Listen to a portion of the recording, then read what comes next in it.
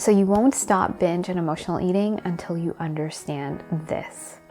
So today I'm going to chat with you about what you need to understand to really get to the root of your emotional and binge eating. If you're new here, welcome. My name is Michelle. I'm a certified holistic nutritionist specializing in emotional eating. And I wanted to chat about this because I think it can be really confusing when we emotionally eat, when we binge eat. We think something's wrong with us, something's wrong with our body.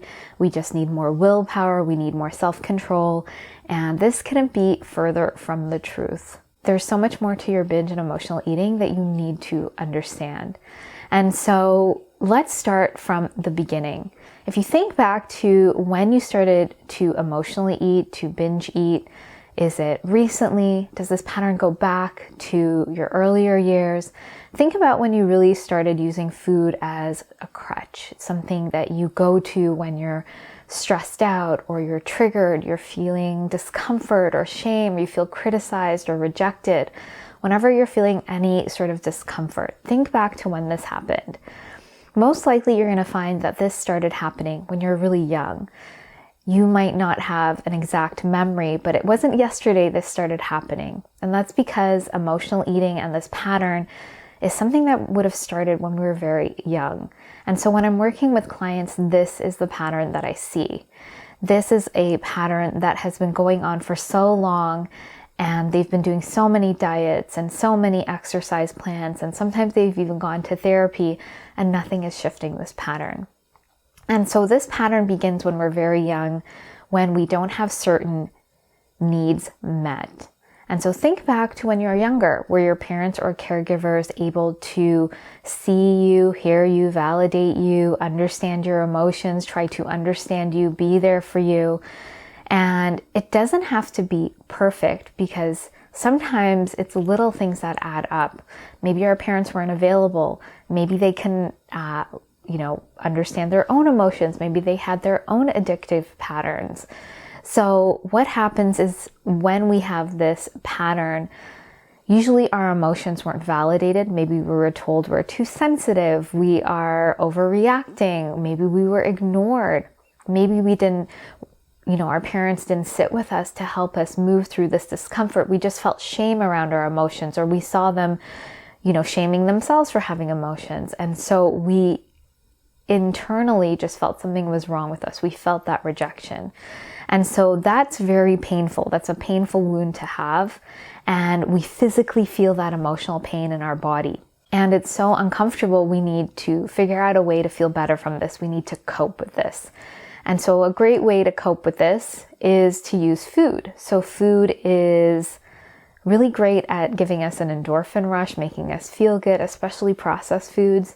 And so when we eat it, we physically change our state so that we feel a little bit more maybe happier, we feel a bit calmer, we feel a shift in our mood, but it's not actually getting to the root of what's going on. It's a band-aid. So for a moment we feel okay. Maybe we feel really stuffed and we're in this trance, we're just eating, we can distract from what's going on, and then we feel shame, and then we spiral more into more emotional eating and binge eating.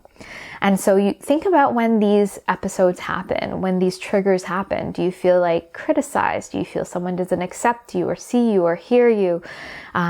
You're stressed out at work. These are the times, these are the triggers, these uncomfortable emotions are coming up, and you're just going to the food, maybe really automatically. And this is the way the pattern happens. Because when our brain figures out, oh, if I'm stressed out and food makes me feel better, it creates an association. So this pattern becomes very fast, it's very quick, and it becomes really ingrained and automatic. And so we just start doing this, and we think all we see on the surface is that we're going towards food, we're going towards food. We forget, or we don't even recognize that we're triggered and something else is going on. Sometimes we might, but a lot of the times we might not know what's really going on. And so if you think back to this pattern starting, at some point you would have also gotten the message, because you were trying to not feel that pain of being rejected, you're eating food, you're feeling out of control with food, and then you notice it impacts your body. And so your brain, what we're told in our society, if we look a certain way, we're going to get acceptance and validation and love. And that's what you're wanting, you're craving. So now there's a battle that food makes me feel better, but food also creates this body that doesn't give me what I want.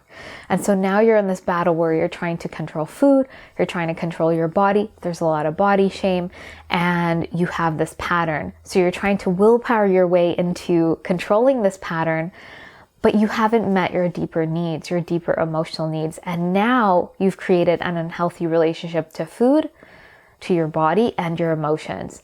And this makes it more multi-layered. And so you're trying to control food, you're trying to control your body, you're trying to control your emotions, and you haven't learned how to truly meet your true needs. And so in order to resolve this pattern, we need to see that it came from this sort of coping mechanism. We're trying to meet our deeper needs, but by manipulating food and our body and our emotions, that will never meet our true needs. We need to learn how to reconnect back to food, our body, and our emotions in a healthy way, in a new way that we didn't learn, that we weren't modeled. And so this means when we're connecting back to food, we are moving away from restrictive diets. We're seeing how food connects to us, how it digests in our body. We're learning about true hunger, what feels good in our body when we're emotionally hungry. When we are connecting back to our body, we are looking at accepting our body. It's understanding its rhythms and the rituals it needs, what our body actually needs, not putting our self-worth into our body. And we are looking at how to connect back to our emotions, how to meet those deeper emotional needs, get into the body, into the root of what created this pattern, meeting those needs and figuring out what are our next best action steps if we need to create boundaries, or what do we need to change in our life. And so all of these layers combined together, it's what resolves emotional eating. So in this process, we are shifting from fight or flight, which is a survival state, to rest and digest, which is a thriving state. And in this shift in our nervous system, we move from, in a stressful state, our body is turned on for stress, of course, which turns on inflammation, digestive issues, mood issues, weight gain, chronic issues. And when we're shifting our nervous system to this calmer state, it turns on better mood, better digestion, better immunity. It releases weight it no longer needs. And so everything we've been taught to do to get to where we want to get to is built on sand. We need to start building a solid foundation of true connection to food, our body, and our emotions. And this is what's going to help us resolve this pattern. So all of the surface diets and pills and surgeries are not getting into this deeper root. It's not meeting your true needs. On the surface, you might look like what you want to look like after you do all of these things, but internally, it's not going to feel good. And you need to understand this, and this is what's going to help you stop emotional eating and binge eating. It becomes a little bit different because binging can be created by not really meeting your true nourishment needs. And so you are overly restricting. And then emotional eating is when you're using food to cover up those emotions. So it's a little bit different, but it's all encompassed into this emotional eating pattern.